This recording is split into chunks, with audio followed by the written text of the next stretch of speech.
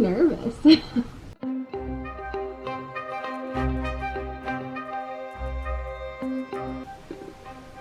Welcome back to my channel. I'm nervous, I think, because today I'm going to talk about my aspirations of becoming a traditionally published author. And you might be thinking, Jules, you talk about that all the time on Instagram, why are you nervous? It's not like you've never done it before. Well, for some reason, talking about it live on camera feels so much more personal to me. And on Instagram, I mostly just talk about things like little updates. You know, I share when good things happen with my writing. I'm going to talk about those good things, but I'm also going to talk about some of the, I don't want to say bad things, but some of the more disappointing things and frustrations that come with the territory of being an aspiring author. Before I get started though, I have to shout out my friend Lisa, aka the Viet Vegan, on YouTube and Instagram. She gave me this vlog camera. You may have noticed my last video was of a much higher footage quality than my previous ones, even though I was struggling a lot with the autofocus. So if you guys are interested in vegan food, Vietnamese food, cool people, or the combination thereof, check out the link in the description because I'm going to link you to her YouTube channel. Definitely check her out. Also, before we get started, don't forget to like and subscribe and hit the bell icon so you know when I upload new videos. Twice a week from now on. This is 4. Twice a week from now on. So a lot of the people that I see on YouTube and on Instagram and that I talk to within the community of becoming a published author, a lot of them are going the self-published route, which is awesome. I'm far too lazy to do that. I am currently attempting to make my way into traditional publishing. What is the difference between the two? Basically in self-publishing, you know, you get your own editor, your own cover art, that sort of thing. You pay independent people who do that. And then you pay a sort of facilitator that is going to bind your book if you're doing physical copies, or you put it on Amazon or something as an ebook. And that sounds like a dream, right? You get 100% of the sales, but it's much more complicated than that. You have to do your own marketing, you have to do everything on your own. It definitely works for some people. So that sounds like a heck ton of work to me that I just don't want to do yet.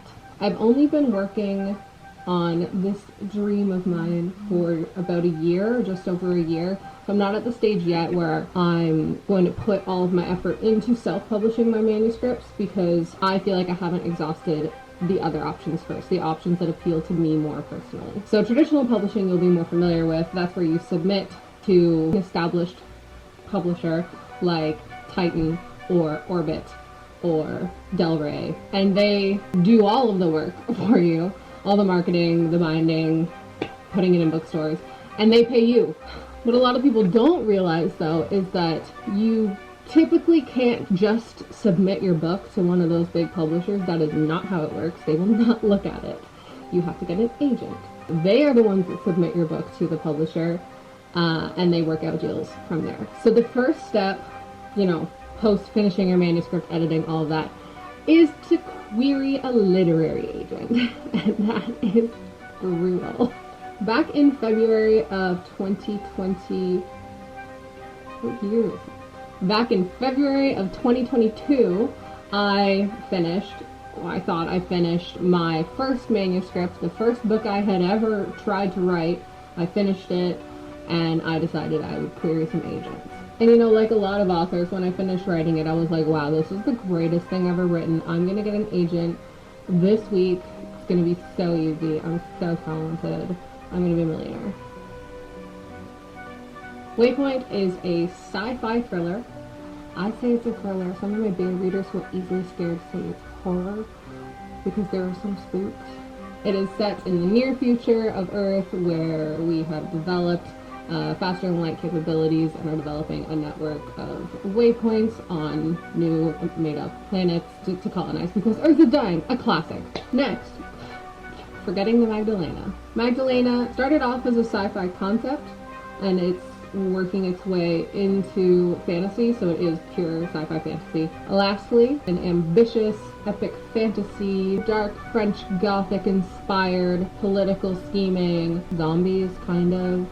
I feel like I just gave zero information about what that is. I think I submitted to 12 agents total, which really isn't enough, but I was having some mental health crises, as well. Of those 12, I received 5 full requests, which is a really high ratio of submissions to requests. I'm not trying to brag, I'm just letting you know what's been happening. This is so awkward. Normally when you submit to an agent, well, I shouldn't say normally, but often I experienced this, and then a lot of people in the writing group that I'm a part of also experienced this, where when you submit to an agent, a lot of the time you will get ghosted. I want to say something controversial. It shouldn't be controversial, because agents are human beings. Agents have no obligation to actually respond to your query. An agent's primary job is to work with the authors that are on their list. It is not to review submissions. Most agents, if not all, from my understanding, review submissions on their free time. It is not part of their workday. They do it on the weekends, they do it over holidays, they do it when they're off work sick. A lot of the time, you will get ghosted. Too bad. The second most likely thing to happen is that you will receive a form rejection. That means as you send in your submission, the agent will have a look at it and they don't like it. Or maybe they like it, but they know pretty much right away it's not for them. They don't have time. They don't have time to type out a personalized response to you with all the problems with what you've submitted to them. They've got their form rejection, the thing that they can just send back to you that's like, hey, I appreciate the submission, but no thank you, it's not for me, bye. And you are lucky if you get one of those. Yeah, I've received my fair share of form rejections. I think I can confidently say that I've only been ghosted by one agent of the 12 or so that I submitted to. It sucks, obviously, when you get a form rejection or any rejection. It's not fun. You know, the goal is to get an agent, but hey, it's not for them. After that is something that I've received a few of, which is a personalized rejection. And it's going to sound weird to say, but I love those. I think I've received 4 quite personalized rejections. I have them up here on my computer, so I'm going to read some of them. I'm going to try not to cry. All of the personalized rejections I received were extremely nice and extremely helpful. I can see the imagination and intelligence at work here. But although I was impressed, I can't honestly say I loved it. It's hellishly difficult getting the book-selling chains to take a new novelist seriously, so that initial enthusiasm is vital. If an author's prose doesn't set me on fire, first and foremost, I say no, as do editors in the situation. So basically what he's saying is that he liked it conceptually, and he recognized, I guess, that I worked hard on it. I sent this to him when I was still using my previous pen name, which was a while ago. This was over a year ago that I sent it to him, and it has improved so much since then. Like, I wish I had not been sending it out back then. What was I doing? He goes on for a couple more paragraphs, by the way. I have to believe the writers I take on and their novels are truly wonderful. I wasn't entirely drawn in by your story and characters. I wasn't thinking, wow, which is what I look for. You know, that's a bit of like a punch to the gut.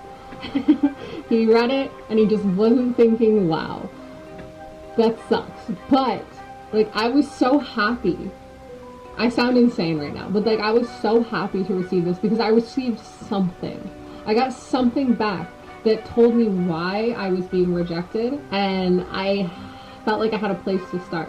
He did end this off with that if I don't find representation with this novel that I sent him, he would be happy to see another submission from me. Maybe he says that to everyone, but hey, whatever. It was inspiring. Here is the first rejection I received on a full request. So this agent read my initial submission, which I believe was the first 5,000 words of the manuscript. She liked that, and she requested that I send her the full manuscript, and within a month or so, I received this rejection email. Dear Julianna, that's me. Thank you for sending me the manuscript for Waypoint and allowing me to consider. Even though I found many qualities in your work and I loved the idea behind this story, I didn't find myself connecting to your protagonists as much as I would need to in order to champion this project. The reader connects to the main characters in many ways, and although some of those ways were present in your writing through the character's voice, I was looking for more development as far as the character's flaws, motivations, and quirks that can all help a character jump off the page and stick with the reader. This agent was the first person to sort of bring to my attention that there was something wrong with my characters. After this feedback, I had my beta readers read it again, specifically looking at character voice, character motivation, character development, and yeah, there were some flaws.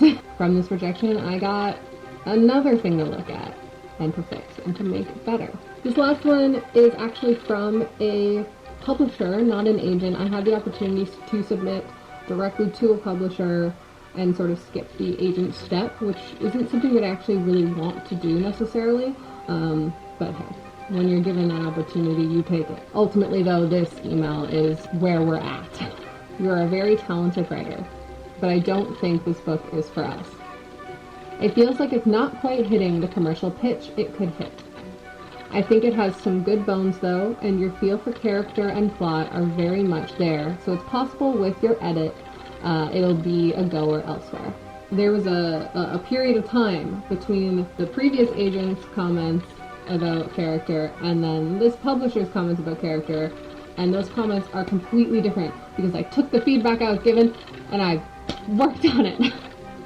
So yeah, it still wasn't for her, and she's totally right about it not being commercial enough. I went crazy with this. I'm obsessed with science. There's a lot of science. I had a rejection that told me to take out all the science, and I won't. I'll never be published. So she's right about it not being quite commercial enough, especially for this publisher specifically, because that is like their thing. She also requested for me to send her what I'm currently working on when it's finished, which is just crazy. Just crazy. All in all, I plan to submit Waypoint to about 6 more agents, and then I'm going to take a break from Waypoint. My goal for 2023 when it comes to my writing is same but different to 2022. This year I would like to get an agent, but I'm going to work a bit harder on that than I was towards the end of 2022, where I wasn't working on it at all. I'm writing 3 days a week. I don't know, I hold up 8 fingers. Monday, Wednesday, and Friday, I'm writing all day, like a 9 to 5 situation. Ideally finishing Magdalena, hopefully within the next 7 to 8 months. And when I say finishing, I mean draft 0. And then I do big edits and a bunch of other drafts and people read them. And then I query them. So I'm hoping to be querying Magdalena by January 2024. I am in a lucky situation because I already have 2 leads with Magdalena. I have the agent I met in London, and I have the publisher that requested I send it to her when it's complete. So why am I not working on it constantly? Because I'm tired.